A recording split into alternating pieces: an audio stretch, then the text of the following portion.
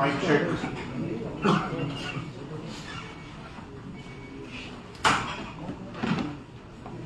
आज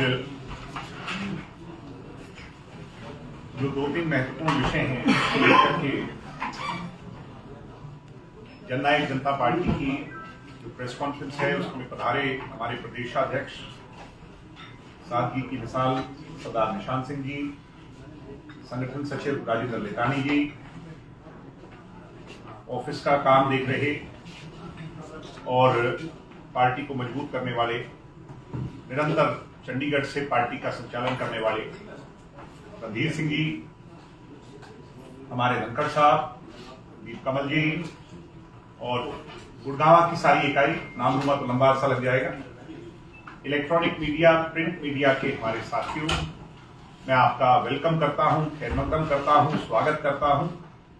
और थोड़ा सा देरी से हो गया क्योंकि कुछ बातें हमने डिस्कस करनी थी और आप पहले आए, उसके लिए माफी चाहता हूं। मैं शुरुआत क्योंकि सबसे छोटी इकाई और सबसे महत्वपूर्ण इकाई इंसो की तरफ से करना चाहूंगा। भाई प्रदीप देसवाल जी, जिनका नाम लेना मैं भूल गया, हमारे राष्ट्रीय अध्यक्ष इंसो के,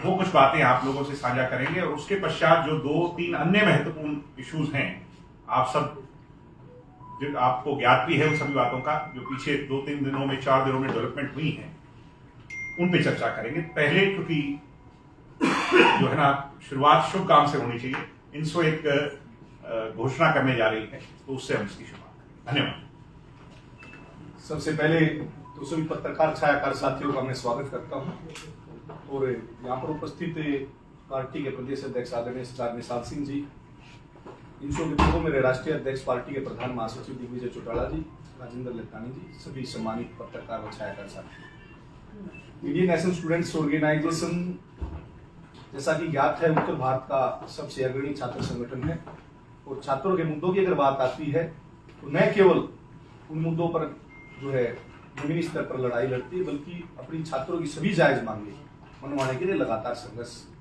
करते रही है। चाहे हम सरकार में हैं, चाहे सरकार से बाहर थे, तब की बात है। इंसो ने कभी भी छात्रों के हितों के साथ कोई समझौता नहीं किया, परंतु कोरोना काल के कारण जो है छात्र राजनीति की जो गति है वो धीमी पड़ गई थी। उसके साथ साथ जो छात्र संघ चुनाव का ना होना भी एक बड़ा मुद्दा है। तो छात्र राजनीति को और छात्रों के मुद्दों को जो है विशेष रूप से उठाने के लिए इंडियन नेशनल स्टूडेंट्स ऑर्गेनाइजेशन ने यह निर्णय लिया है कि छात्र संघ चुनाव बहाल होने चाहिए।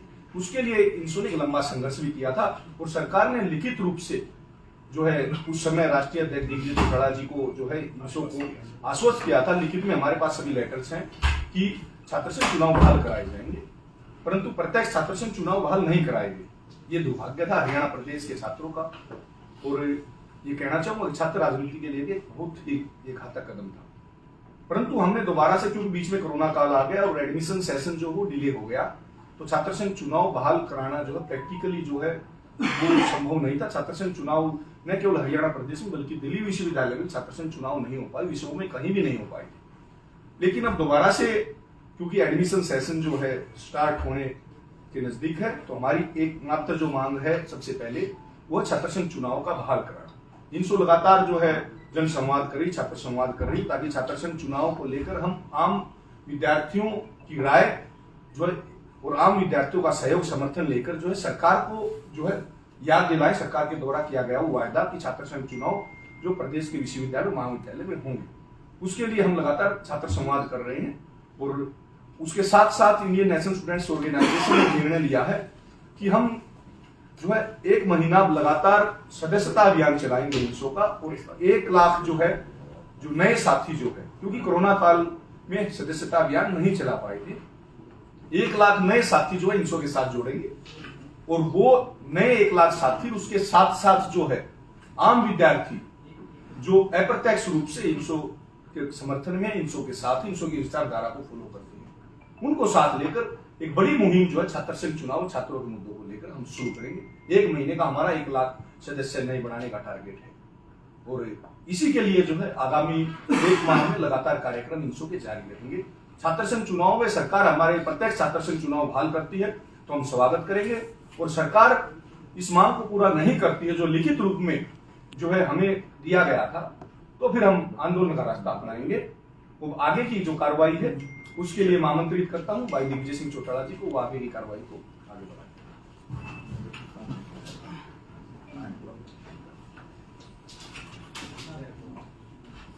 मेंबरशिप फॉर्म जो इंसो ने शुरू किया है, तो मेरी रिक्वेस्ट है कि वो भी कहाँ है, हाँ ले लेना है, मेंबरशिप करनी है शुरू। मेंबरशिप ड्राइव जो है उसकी शुरुआत आज इस भव्य प्रांगण से ही आपके गुड़गांव से हो जाएगी, और अगले 1 महीने में 1 लाख सदस्यों का जो एक बड़ा मिशन इंसो ने लिया है, मैं पार्टी के प्रदेशाध्यक्ष और हम सब की तरफ से उनको बहुत बहुत इंसो के हमारे वीर सिपाहियों को शुभकामनाएं देता हूं।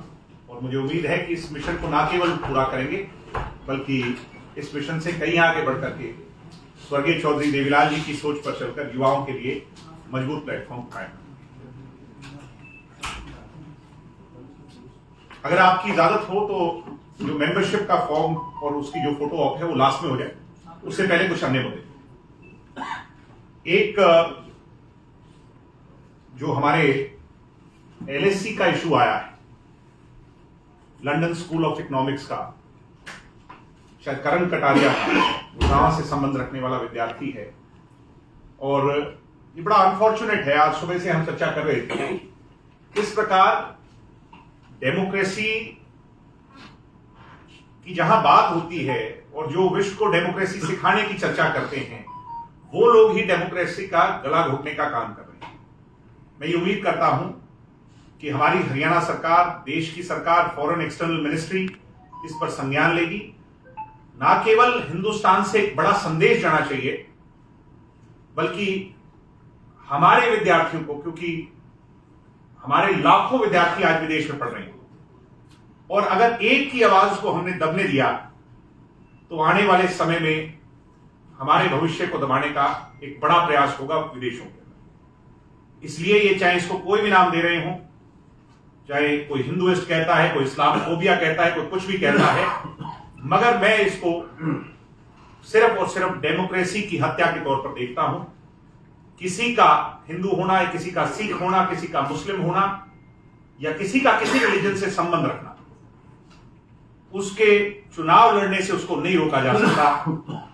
और ये चीजें क्योंकि हमने अडॉप्ट करी हैं उस देश से, और आज देश में ऐसा हो रहा है, तो हमें एक सख्त संदेश भेजना चाहिए और इस पर कार्रवाई होनी चाहिए। मैं ऐसी हुई, हम उनके परिवार के साथ हैं, हम उस नौजवान के साथ हैं, और उम्मीद करते हैं कि उसको जस्टिस होगा और वो चुनाव लड़ेगा।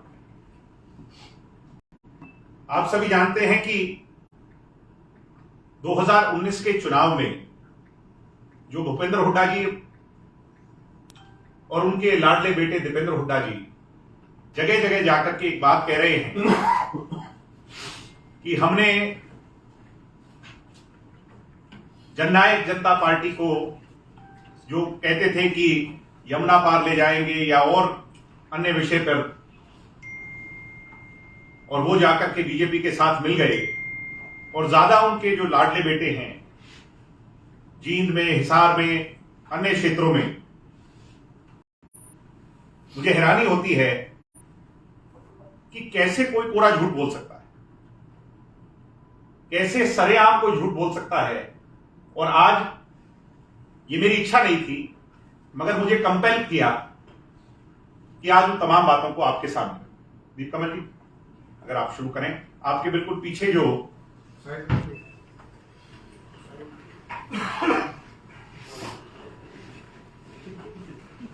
अगर आप कैमरा रोल कर ले तो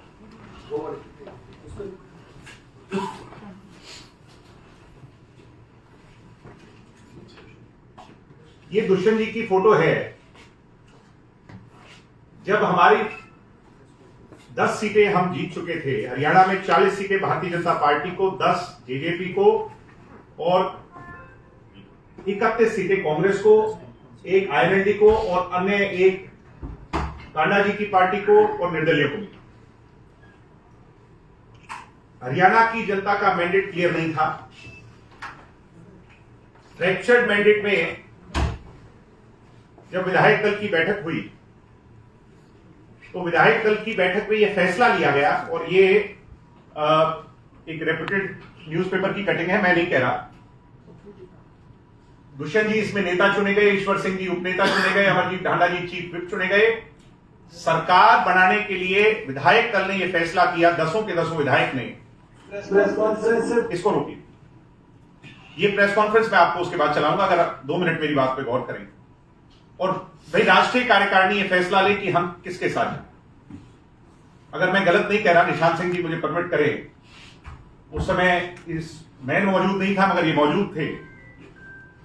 डॉक्टर अजय सिंह चौटाला जी ने, हमारे राष्ट्रीय अध्यक्ष जी ने यह फैसला लिया, क्योंकि उन तक ये बात ले जाई गई, उनका यह फैसला आया कि 3 बड़े विषयों पर 5100 पेंशन, महिला को 50% आरक्षण और तीसरा हमारा 75 यानी मेन मुद्दा दुष्यंत चौटाला जी का जो था, इन तीनों पर जो भी पार्टी सहमत होगी, ये तीनों मुद्दे हैं हरियाणा के हित के मुद्दे, हरियाणा के भविष्य के मुद्दे, हरियाणा में इक्वालिटी के मुद्दे, महिला सशक्तिकरण के मुद्दे, नौजवानों को आगे बढ़ाने के मुद्दे, हरियाणा के हित में।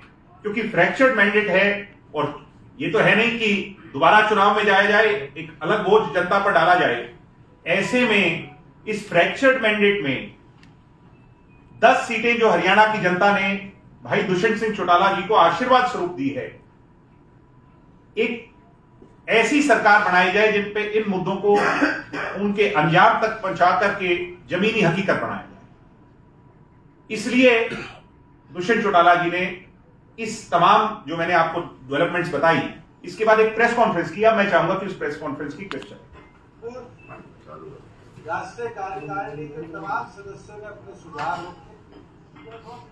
कई साथियों ने यहाँ बात करी कांग्रेस के साथ सरकार बनाई जाए, कई साथियों ने ये विषय रखा कि बीजेपी के साथ चर्चा कर सरकार बनाई। प्रदेश के अंदर मजबूत मैंडेट किसी को भी नहीं मिला।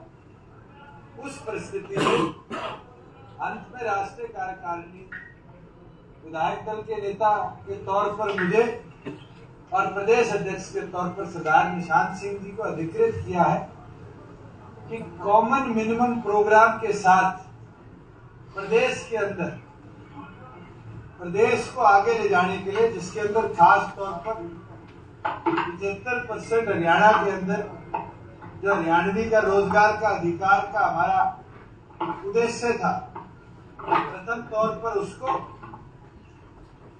वृद्धावस्था पेंशन जो चौधरी देवीलाल जी का लगाया हुआ पौधा है उसकी बढ़ोतरी, इन विषयों पर जौन सा भी पॉलिटिकल दल इस बात को थोड़ा गौर करें, सहमत होगा, जननायक जनता पार्टी पूरी तौर पर उसके साथ मिलकर प्रदेश के अंदर सरकार बनाने का प्रयास करेगी। आज आप लोग बारी बारी कयास लगाते हैं कि इससे मुलाकात हुई, क्या कदम उठाए गए। औपचारिक तौर पर चर्चाएं जरूर हुई। अगर मुलाकात किसी से होगी, कोई कदम बढ़ाया जाएगा, तो सबसे पहले आप लोगों को हम उसके बारे में पूरी तौर पर बताने का काम करें। हम पॉजिटिव है हरियाणा को आगे ले जाने के, हम पॉजिटिव है प्रदेश के अंदर युवा को उसके अधिकार मिले, जो क्राइम की सिचुएशन है उसको कंट्रोल किया जाए। जो हमारे एजेंडास थे, जो भी संगठन कॉमन मिनिमम प्रोग्राम के तहत साथ चलने को तैयार होगा, जननायक जनता पार्टी उसके साथ मिलकर सहयोगी के तौर पर प्रदेश में सरकार बनाने का काम दीपेंद्र मानता हूँ। चौधरी देवीलाल जी अच्छा चलो त्याग करने का काम किया। हम त्याग कर करके अगर युवा को 75% हिस्सेदारी दिला पाए, अगर त्याग कर कर भी वृद्धावस्था पेंशन में, विधवा पेंशन में, विकलांग पेंशन में बढ़ोतरी करवा पाए, तो मुझे नहीं लगता कि हमारे कोई भी साथी को इस चीज से इनकार। हमारे लिए दोनों छूटेंगे। इस बात पे दुष्यंत जी ने जो कहा कि हमारे लिए हरियाणा प्राथमिक है, हरियाणा का विकास, हरियाणा के मुद्दे प्राथमिक हैं और हमारे लिए दोनों अछूत नहीं हैं। ये बात 4 बजे से लेकर 5 बजे तक जो प्रेस कॉन्फ्रेंस चली उसमें कही। 5 बजे के पश्चात दुष्यंत जी ने दोनों नेताओं से खुले तौर पर बात करने के लिए सरदार निशान सिंह जी को, लितानी जी को और स्वयं मुझे भी इसके लिए परमिट किया। निरंतर बातचीत चली। कांग्रेस की तरफ से यह बात कही गई कि बहुत सारे लोग इस बात के लिए राजी हैं, तैयार हैं कि दुष्यंत चौटाला के कॉमन मिनिमम प्रोग्राम के साथ सरकार बना ली जाए। अन्यथा एक व्यक्ति ऐसे हैं, भूपेंद्र हुड्डा, जिनसे भी बातचीत हुई, मैं बात कह रहा हूं उसको थोड़ा सा गौर करें, जिनसे भी बातचीत हुई और उनके द्वारा एक ही बात कही गई कि पहले समर्थन करो फिर मुद्दों पर आएंगे, पहले समर्थन करो फिर निर्दलियों को साथ लाने का सोचेंगे, पहले समर्थन करो फिर आगे बात होगी। यानी नकारात्मकता, जो नकारात्मकता भूपेंद्र हुड्डा की रही उस दौरान, परिणाम स्वरूप इसी बात का, क्योंकि ये एक एंड पे चल रही थी, दूसरे एंड पर भारतीय जनता पार्टी, दुष्यंत जी ने तो खुला ऑफर रखा था दोनों के सामने कि मुझे कोई लोभ लालच नहीं, मुझे हरियाणा के हित सर्वोपरि हैं। इसी दौरान भारतीय जनता पार्टी की टॉप लीडरशिप से बातचीत हुई और भारतीय जनता पार्टी के तत्कालीन राष्ट्रीय अध्यक्ष जी ने इस बात को स्वीकारा कि 5100 पेंशन हो, 75% आरक्षण हो या महिला को 50% इक्वेलिटी देने की बात हो, हम इन्हीं सभी मुद्दों पर सहमत हैं और कॉमन मिनिमम प्रोग्राम के तहत दुष्यंत चौटाला जी ने समझौता कर लिया, समझौता हो गया। यानी भूपेंद्र हुड्डा जी पहले तो यहीं एक्सपोज हो जाते हैं और सेल्फ कॉन्ट्राडिक्शन देखिए। गोहाना के अंदर दीपेंद्र हुड्डा ये कहते हैं कि हमारी बातचीत हुई मगर दुष्यंत चौटाला जी की गाड़ी जींद जुलाना के रास्ते होते, रोहतक से बहादुरगढ़ होते अमित शाह जी की कोठी पर चली गई। झूठ बोल रहे हैं। दुष्यंत जी तो एक दिन पहले दिल्ली आ गए और ये मीटिंग तो 4 बजे अगले दिन हुई। अमित शाह जी से जो मीटिंग हुई है वो अगले दिन रात को 9-10 बजे हुई। वहीं उनके पिताजी चौधरी भूपेंद्र हुड्डा जी ये कहते हैं कि हमारी तो कोई बातचीत ही नहीं हुई। मैं मीडिया के लोगों से कहूंगा कि हुड्डा जी और उनके बेटा जी की ही बात में इतनी बड़ी कॉन्ट्राडिक्शन है। अगर वो कटिंग अगर आप चला पाए, ये आप इस पे गौर करें तो प्लीज थोड़ा सा पीछे नॉइज अगर कम हो जाए। धनखड़ साहब थोड़ा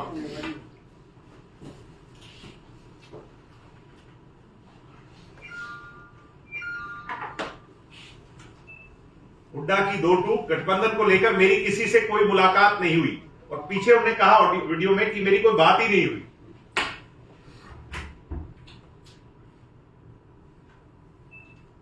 अब ये कैसे संभव है? बेटा जी कहते हैं कि दुष्यंत की सभी शर्तें को मानने को तैयार हो गए थे पूर्व सीएम हुड्डा।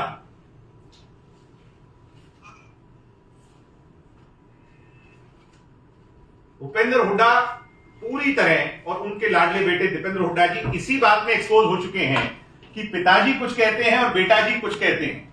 अब ये पिताजी और बेटा जी मिलकर के बताएं क्या उनकी बातचीत हुई थी या उनकी बातचीत नहीं हुई और ये सेल्फ कॉन्ट्राडिक्शन क्यों है, ये हरियाणा की जनता को गुमराह करने का काम क्यों कर रहे हैं, मुद्दों को भटकाने का काम क्यों कर रहे हैं, ये वे स्वयं बताएं।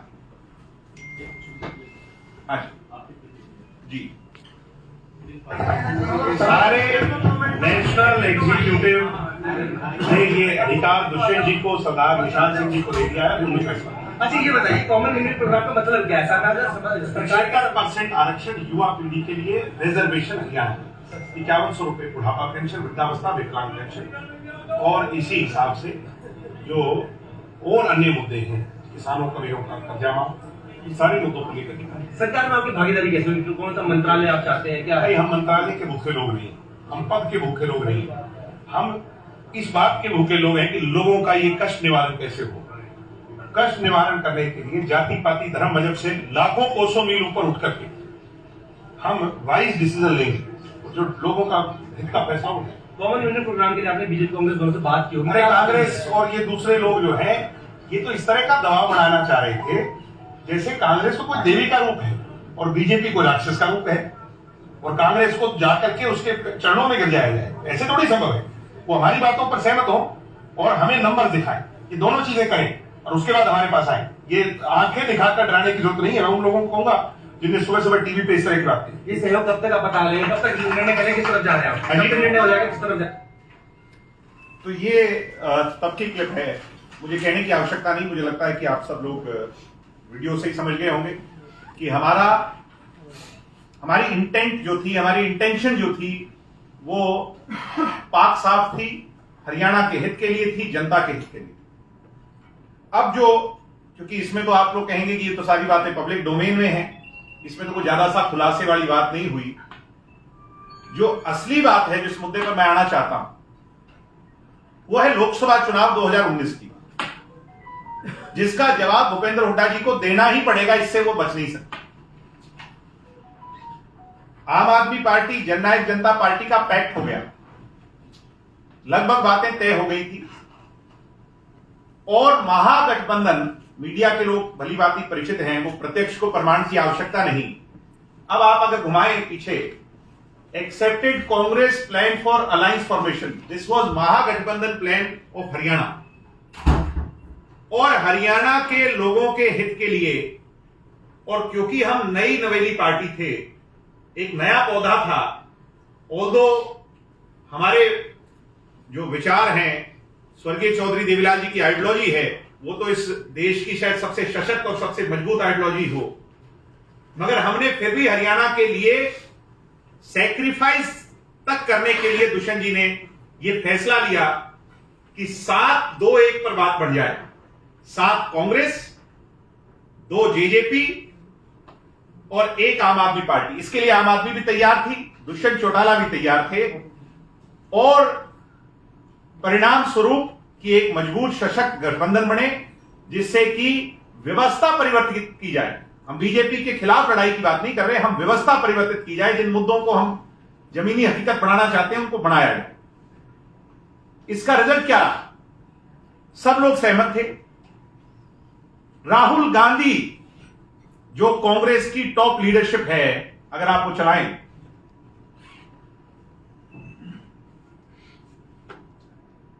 अब इसकी पहली लाइन पढ़िए, ये भी दैनिक जागरण अखबार है। महागठबंधन नहीं करने से नाराज हुए राहुल गांधी। हमारा प्रयास तभी सकारात्मक था कि हरियाणा की जनता को ऑल्टरनेटिव कैसे दिया जाए, मगर एक व्यक्ति, वो चलाएं आप, जहां हुड्डा जी कहते हैं मैं कभी चुनाव नहीं लड़ूंगा लोकसभा का, लिखा है इसका। हाँ, ये भी है, हुड्डा बने गठबंधन की राह में रोड़ा, और ये तो एक्सपोज, ये तो सबको पता है।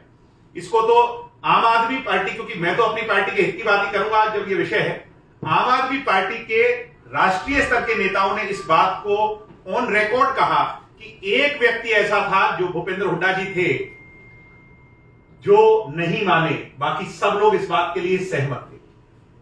यानी यहां पर चौधरी भूपेंद्र हुड्डा जी एक्सपोज हो जाते हैं बुरी तरह जब वो ये बात कहते हैं कि जेजेपी हमारे साथ क्यों नहीं।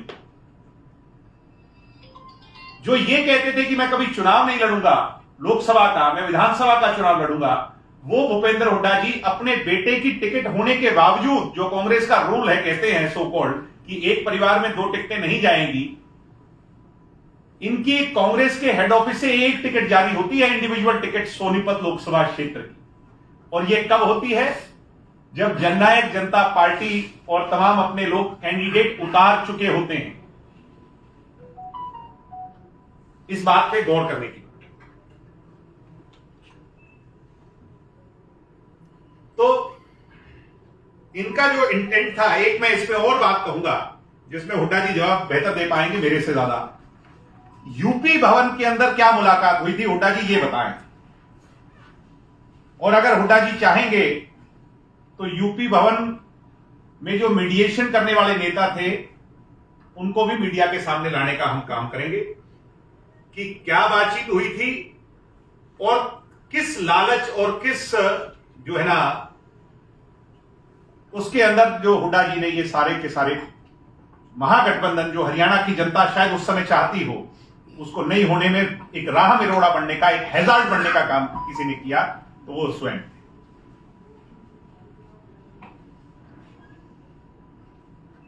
परिणाम स्वरूप ना तो कांग्रेस कोई सीट जीती, जो कि हाइपोथेटिकली स्पीकिंग अब तो ये इतिहास है, किसी से छुप नहीं सकता। पिताजी भी हार गए, बेटा जी भी हार गए, हारे कि नहीं हारे। और इसका खामियाजा अन्य विरोधी दलों को भी भुगतना पड़ा, चाहे आम आदमी पार्टी थी चाहे जननायक थी।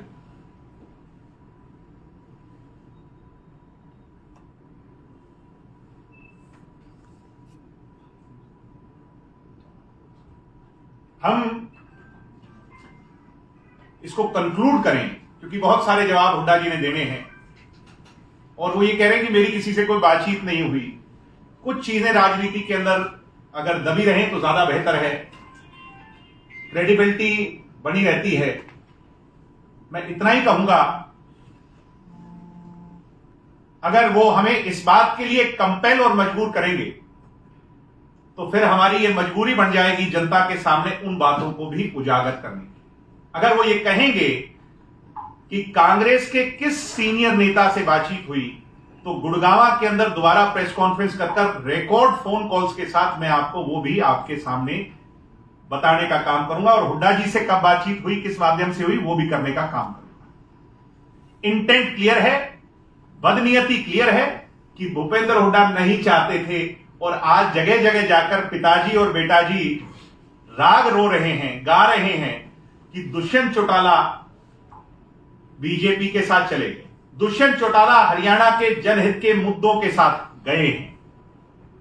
बीजेपी से हम पहले भी अलायंस में रहे, जो हम कहते थे ना कि कांग्रेस के साथ 7 पीढ़ी नहीं जाएंगे, वो इसी सोच के लिए कहते थे, क्योंकि कांग्रेस की सोच हरियाणा के लिए नहीं है।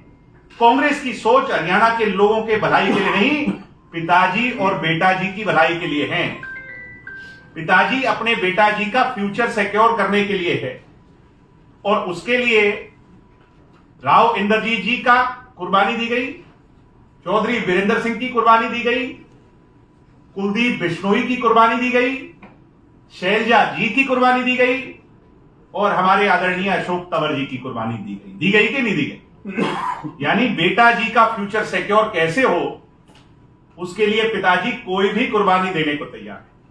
और दुष्यंत चौटाला ने, क्योंकि हरियाणा की जनता दुष्यंत को मुख्यमंत्री देखना चाहती थी, दुष्यंत जी ने उस पद की कुर्बानी देकर के आज उन मुद्दों की लड़ाई लड़कर 75% को लागू करवाया, महिला को 50% आरक्षण दिलवाया, हरियाणा में जनहित के सैकड़ों ऐसे फैसले लिए। एक मन में टीस है 5100 नहीं कर पाने की, मगर वो दिन दूर नहीं कि जन सहयोग के आशीर्वाद से, जनता के, बुजुर्गों के, हमारे जो देवता रूपी हरियाणा का वोटर है, उसके आशीर्वाद स्वरूप वो सपना भी पूरा होगा, और 5100 नहीं, उसको भी और आगे ले जाने का काम होगा। इसलिए आज मैं इस बात को यहीं सीमे दायरे तक रखना चाहता हूं, और निशान सिंह जी से कहूंगा कि कुछ विषयों पर वो भी आपसे चर्चा करना चाहते हैं, हम इसे कंक्लूड करें। इसके पश्चात आपके जो सवाल और जवाब हैं वो हम जरूर दे पाएंगे। मेरे हिसाब से आप इस बात से वेल सेटिस्फाइड होंगे कि आज भूपेंद्र हुड्डा जी पूरी तरह से एक्सपोज हो चुके हैं, उनका झूठ उजागर हो चुका है, जनता के पब्लिक डोमेन में आ चुका है। दुष्यंत चौटाला की राजनीतिक भ्रूण हत्या, आप मेरे वर्ड्स को थोड़ा सा नोट करें, दुष्यंत चौटाला जी की राजनीतिक भ्रूण हत्या भूपेंद्र हुड्डा नहीं कर पाए। दुष्यंत चौटाला जी की परिपक्वता से आज जननायक जनता पार्टी के हजारों लाखों कार्यकर्ताओं की मेहनत से ये परिवार एक मजबूत और सशक्त परिवार है, जो कि चौधरी देवीलाल जी के सपनों पर आगे अपने कदम बढ़ा रहा है, उन्हें सच कर रहा है, और इसका झंडा हुड्डा जी आप नहीं रोक पाओगे। ये झंडा तो हिमालय की चट्टानों से ऊंचा जाएगा, वहां फहराएगा। बहुत धन्यवाद। जैसे हमारे युवा नेता दिग्विजय चौटाला जी ने अपनी बात रखी और ये सारा खुलासा किया कि 2019 के चुनाव में किस तरीके से महागठबंधन में कैसे कैसे रुकावट आई और किन लोगों की वजह से आई और किन विषयों को लेकर के जननायक जनता पार्टी ने, हमारे राष्ट्रीय अध्यक्ष डॉक्टर अजय सिंह चौटाला जी ने हरियाणा के विकास को छोड़ने का काम किया। ये सारी बातें उन्होंने कही है। इसी कड़ी में जींद का उपचुनाव भी आता है।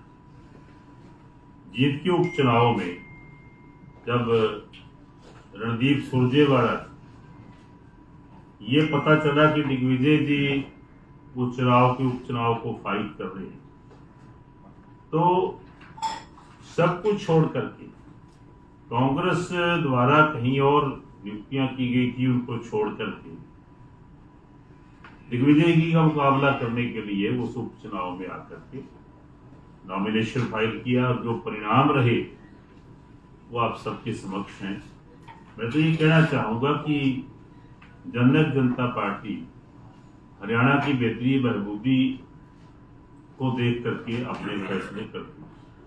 जो हमारे राष्ट्रीय अध्यक्ष जी ने, दुष्यंत चौटाला जी ने करने का काम किया और आज बहुत बेहतर पोजीशन में जो बातें उन्होंने कही कि जहां एक बहुत बड़ा मुद्दा था कि हमारे जो युवा हैं उनको प्राइवेट सेक्टर के अंदर 75% रोजगार देने की बात थी, महिलाओं को 50% हिस्सेदारी देने की बात थी। ये सारी बातों को आज पूरा करने का उन्होंने काम किया है। तो ये नीयत बड़ी साफ होती है विरोधी लोगों की कि महागठबंधन किस तरीके से, किस वजह से उस पर रुकावट आई, क्यों दिक्कत आई। आज वो विद प्रूफ दिग्विजय जी ने आपके समक्ष रखने का काम किया।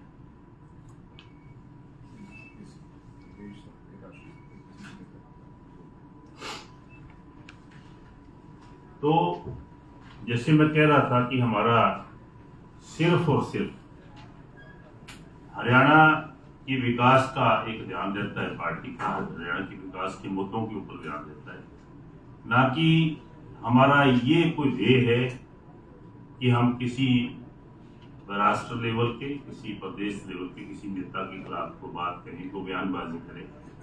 तो हम हमेशा अपने मुद्दों पे अपने आप को केंद्रित करते हैं।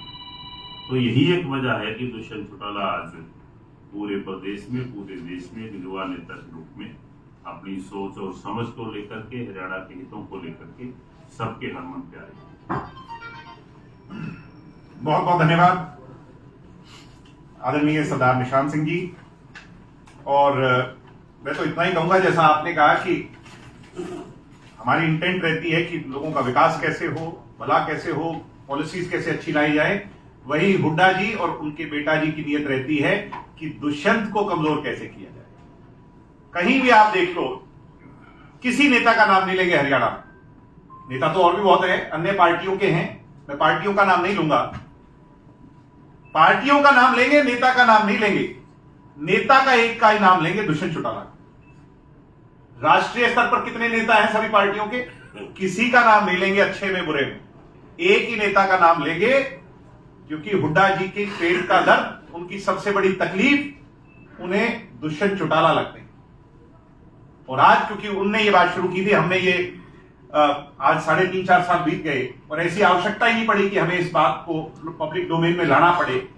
जैसा मैंने कहा कि कुछ बातें अच्छा है कि दबी रहें, मगर बार बार ये बात वो कहते हैं कि ट्रिगर की गई दीपेंद्र हुड्डा और उनके पिताजी द्वारा, रैलियों में कही गई, सभाओं में कही गई, तो मुझे उसका जवाब देना, मैं समझता हूं कि उसकी आवश्यकता थी। लोगों के सामने क्लियर पिक्चर होनी चाहिए। अगर इसके बाद भी अगर वो कोई बात कहेंगे तो उसका जवाब भी उन्हीं की भाषा में जैसे को तैसा देने के लिए जननायक जनता पार्टी निश्चित तौर पर वो तैयार है। और मैंने जो 2-3 बातें कही हैं, अगर हुड्डा जी उनके लिए तैयार हैं तो उसको पब्लिक डोमेन में लेके आएंगे। बहुत बहुत धन्यवाद। जय हिंद, जय भारत, जय जननायक जनता पार्टी और जय। दिग्विजय जी, इसी गठबंधन से जुड़ा एक सवाल है जी। आपने कहा कि गठबंधन करने को तो तैयार थे आप, लेकिन जो शर्तें थी वो सहमति नहीं बन पाई कांग्रेस से। कांग्रेस से आपने कहा कांग्रेस से भी बन पाई, हुड्डा जी से नहीं बन पाई। हाँ, और हुड्डा जी को अगर आप वो चलाएंगे तो उसमें लिखा है कि हुड्डा जी को फ्री हैंड दे दिया गया इस गठबंधन को करने के लिए। नहीं बन पाई। आपने अभी कुछ दिन पहले ये भी बयान दिया था, जब अभय सिंह चौटाला की तरफ से एक बयान आया था कि कांग्रेस के साथ भी वो गठबंधन कर सकते हैं? अगर आपने कहा था कि मैंने कांग्रेस का नाम नहीं लिया, आप मेरी बात को समझ नहीं पा रहे। मैंने कहा कि जहां वो ये कहते थे कि चौटाला साहब को जेल भेजने वाले और अजय सिंह जी को जेल भेजने वाले के साथ मैं नहीं जाऊंगा, तो मैं तो उन्हें सिर्फ याद दिला रहा। मतलब कलयुग का एक अलग ही नजारा होगा। वही मैं कह रहा हूं कि मुझे तो ये विश्वास है कि भूपेंद्र हुड्डा की किस सोच के व्यक्तित्व। दिग्विजय जी, ये हाइपोथेटिकल बात है, उन बातों का जवाब तो समय आने पर देंगे। दिग्विजय जी, अभय चौटाला जो कह रहे हैं कि उप मुख्यमंत्री अब बात मैं आपसे एक बात रिक्वेस्ट करता हूं कि अभय चौटाला जी के बारे में बहुत सारी समय पर हमारी बातें होती हैं। आज मैं कुछ कहूंगा, कल अखबार में वो छप जाएगा। आज रहने दें, अगली बार अभय सिंह जी के बारे में बात तो करें। दिग्विजय जी, आप ये मैं कह रहा हूं कि आज जो मुद्दा है वो ये है कि हुड्डा जी ने क्या कहा, मैंने क्या इसी कहा, विषय पे आ रहे उनके हैं। बेटा जी ने क्या कहा, मैंने कहा। दिग्विजय जी उसी विषय पे आ रहे हैं। आप कहना चाह रहे हैं कि जाट का नेता अब लोकप्रियता कौन बटोरे, हुड्डा या फिर दुष्यंत चौटाला? आप ऐसा नेता, ऐसा है कि जाति पाति धर्म मजहब ये हमारी सोच नहीं, उनकी। दिग्विजय जी, प्रेमलता कॉमन बता दी। मिनिमम प्रोग्राम कांग्रेस से तो आप एक बार भैया सकते नहीं बनी। ये न्यूज देखिए, आप इस बात पे गौर करिए और आप स्वयं इस बात का अंदाजा लगा सकते हैं कि 25 तारीख को क्या हुआ होगा। जो बात मैं कह रहा हूं, देखिए आर्काइव जो है उसे कोई छुपा नहीं सकता। जो हमारी मेमोरी है वो कमजोर पड़ सकती है, हुड्डा जी की पड़ सकती है, उनकी याददाश्त कम हो सकती है, उनके बेटा जी भूल सकते हैं। इन चीजों को कोई छुपा नहीं सकता। दिग्विजय जी, 2024 के लिए मिनिमम प्रोग्राम क्या होंगे वो, और क्या उनके आधार पर हम संगठन किसी भी गठबंधन के साथ जा सकते ये तो हैं? सरदार निशान सिंह जी, दुष्यंत चौटाला जी और पार्टी की सीनियर लीडरशिप तय करेंगी। इसके अलहदा मैं इस बात का उपयुक्त जवाब नहीं दे पाऊंगा। क्या मुद्दे होंगे, कैसे होगा, कैसे गठबंधन होगा, नहीं होगा, कैसे चुनाव लड़ेंगे, भविष्य के घर में है। और इनको प्रेमलता आजकल क्वालिफिकेशन पूछ रही है जी आपकी कि क्या भाई, है? मेरी क्वालिफिकेशन तो 12वीं है और मुझे गर्व है। और प्रेमलता जी को एक बात बड़े विश्वास से कहना चाहता हूं कि मैं भूपेंद्र हुड्डा जी और कांग्रेस की उस सोच से सताया हुआ परिवार का एक नौजवान था, क्योंकि मेरे पिता और दादा को 10-10 साल की कैद कर दी गई थी। मैं अपने 3rd ईयर ऑफ लॉ में था जब मुझे पढ़ाई को छोड़ करके अपने परिवार को संभालने यहां आना पड़ा। प्रेमलता जी, आपके बेटा जी और आपके हस्बैंड की जितनी क्वालिफिकेशन है, भगवान ने सांस दिए और चौधरी देवीलाल का रगों में खून दौड़ता रहा, तो आपसे ज्यादा पूरे परिवार की पढ़ाई लिखाई से ज्यादा ज्ञान लेकर के जाऊंगा। मगर किताबों से सीख नहीं मिलती, एक्सपोजर से सीख मिलती है। आपकी सोच नियमित है कि वो 12वीं को देखती है। मेरी सोच आपसे कई लाख गुना शायद बड़ी है कि मैं और चीजों को देखता हूं। और उसी चौधरी देवीलाल के खानदान में जन्म लेने का जो सौभाग्य मुझे हासिल हुआ और जनता की सेवा करने का हासिल हुआ, तो ये पढ़ाई लिखाई भी आज मेरे दादाजी ने कितनी उम्र में कर ली, हम भी कर लेंगे। क्या हो गया? हमने कभी पूछी आपकी क्वालिफिकेशन क्या है और इससे क्या मैटर करता है? कितनी नियमित सोच है, कितनी नियमित सोच का दायरा है। मैं उनकी इज्जत करता हूं, मेरे से बहुत बड़ी है, मेरी दादी स्वरूप है, मगर कितनी नियमित सोच का दायरा है। और मैंने, मुझे लगता है कि आंसर दे दिया। अब इससे ज्यादा इस पर चर्चा नहीं। इसमें यह है कि पिता के समान लोगों को चैलेंज अरे करना। पिता के समान अपने से अगर कोई राजनीति में बात हुई है, आदर के साथ, विद ड्यू रिस्पेक्ट, क्या उसका जवाब नहीं देंगे? पिता के समान अगर आप हैं उम्र में, तो आप कुछ भी कहते रहेंगे। राजनीति में इसका मतलब तो पिता के समान कल को कोई चुनाव लड़ेगा तो हम चुनाव ही नहीं लड़ेंगे। अभी भी युवाओं को 75% राजनीति में तो दादाजी को जवाब दिया जा रहा है। मैं आपकी बात से मैं फिर कह रहा हूं, मैम, विद ड्यू रिगार्ड, 75% आरक्षण हमने अपनी नियत से मजबूती से लागू कर दिया।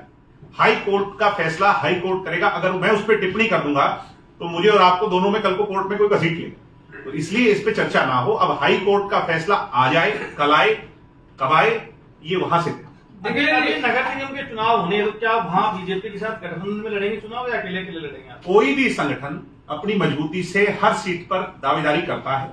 फिर उसके बाद जो समान विचारधारा के लोग हैं वो समय समय पर आते भी हैं, पीछे भी आए हैं, और आगे जब चुनाव अनाउंस हो जाएंगे तो इस पे सरदार निशान सिंह जी और वो सभी लोग चर्चा करेंगे। दिग्विजय जी, चुनाव का समय आ रहा है। 3 शर्तें जो पहले रखी गई आपकी, 75% युवाओं को रोजगार या 50% महिलाओं को आरक्षण, 5100 रुपए पेंशन। अब 2 शर्तें तो लगभग आपकी तरफ से अप्रूव ही हो भूषण जी ने मेरे हिसाब से बड़े खुले तौर पे कह दिया कि मेरे मन की टीस है और जनता के बीच में उस टीस को दुष्यंत जी लेके जाएंगे, इसमें कोई दो राय नहीं। तो ठीक कि है, मेरा इस पर छोड़ेंगे मेरा आप। मैंडेट अगर 45 का होता तो आप मेरे पर क्वेश्चन करते। अगर दुष्यंत जी को 45 सीटें मिली होती तो आपका यह प्रश्न बिल्कुल जायज। हम 10 सीटों में अलाइड पार्टनर हैं, सरकार के 20% हिस्सेदार हैं, उसमें भी हम प्रयासरत हैं। हमारी नीयत पर, हमारी नीति पर, हमारी सोच पर कोई क्वेश्चन नहीं कर सकता। तो आने वाले चुनाव में आपको लगता नहीं है कि फिर दोबारा से जिस तरह अभी चर्चाएं चल रही है कि गठबंधन होगा नहीं होगा, वो एक अलग परसेप्शन है? मुझे देखिए, दो चीजें, एक 5 साल सरकार को चलाना और एक 5 साल के बाद गठबंधन में आना, मिलकर के चुनाव लड़ना। हम पहले भी चुनाव मिलकर के नहीं लड़े, उसके बाद गठबंधन में आए। अब ये इन लोगों ने तय करना है, पार्टी की दोनों की हाईकमान ने तय करना है और वो जन भावना के आधार पर मेरे हिसाब से सब चीजें समेटते हैं। ओपी धनखड़ कह रहे हैं, ओपी धनखड़ जी कह रहे हैं, प्रदेश अध्यक्ष, कि अभी गठबंधन पर विचार किया जाएगा। हम भी तो यही कह रहे हैं। हम कौन सा लग गए? दिग्विजय चौटाला लोकसभा चुनाव लड़ेंगे या विधानसभा, और कौन सी से? ये आप इनसे बात कर लीजिए, फैसला करके बता दीजिए। बस मेरी इच्छा पार्टी के लिए काम करने की, मेरा और एक वो सवाल है। एक वर्कर के तौर पर काम। मेरा एक सवाल है, हम ये मान के चलते हैं कि आपका महागठबंधन हो गया होता हुड्डा साहब के साथ, तो आज हरियाणा कहाँ खड़ा होता? देखो सर, ये हाइपोथेटिकल नहीं, भविष्य की तय ऐसी होती है, ऐसा नहीं। देखो आप छोटे हो, मैं आपसे बेटे की उम्मीद कर रहे हैं, मेरे बहू के बेटा हो, क्यों भाई ताकि बहू आगे चलेगा। ऐसे आप गठबंधन करते हो, राजनीति में तो सोच। हम अपने मुद्दों पर लड़ाई लड़ते और आज भी लड़ी है, कल भी लड़ेंगे। अपने जनहित के मुद्दों पर काम करते, आज भी कर रहे हैं। और हरियाणा कहाँ होता? हरियाणा कहाँ होता? नहीं, मैं इस पे जवाब इसलिए नहीं दे पाऊंगा कि ये मेरे लिए, शायद आप इसको ना समझें, मेरे लिए बहुत हाइपोथेटिकल है। मैं ये कह रहा हूं कि अगर हम वहां भी होते तो भी हम अपने मुद्दों पर लड़ाई लड़ते, आज भी लड़ रहे हैं, कल। दिग्विजय जी, हरियाणा कर्ज में डूबता जा रहा है, क्या प्लानिंग आप लोगों की? भाई, आप ऐसे गठबंधन सरकार खेलते रहेंगे, जनता कब तक मरती रहेगी इस विषय? नहीं, जनता पर कर्ज है, आज नहीं, ये वर्षों से है। और इसके लिए जिम्मेवार ना केवल जेजेपी बीजेपी की सरकार है, ना केवल इससे पहले की बीजेपी की सरकार है, ना केवल उससे पहले 10 साल की हुड्डा की सरकार है। इसके लिए तमाम सरकारें जिम्मेवार हैं। कर्ज बढ़ रहा है और ये गंभीरता है, इस पे हमें सरकारों को सोचना चाहिए। इस पर एक आदमी ब्लेम करने के नहीं, आंकड़े लेके बैठ जाऊंगा तो जितने जिम्मेवार ये सरकार है, इससे पिछली वाली भी ज्यादा थी, उससे पिछली वाली भी ज्यादा। दिग्विजय जी, जो डिपार्टमेंट दुष्यंत जी के पास है जी, हम अक्सर देख रहे हैं कि उन्हीं डिपार्टमेंटों पर खासी नजर रखी जा रही है। अभी हाल ही में, कल भी गुरुग्राम के दुष्यंत जी खुद चाहते हैं कि मेरे डिपार्टमेंट्स पर खासी नजर रखी जाए, मेरे डिपार्टमेंट के अंदर कहीं भी कोई अनियमितता है उसको उजागर किया जाए। यही सोच, तो बार बार ये कहते हैं शराब घोटाला, दुष्यंत जी ने तो कार्रवाई करवा करके पकड़वाए कि कहीं भी कहीं कोई अनियमितताएं हैं उनको पकड़ो।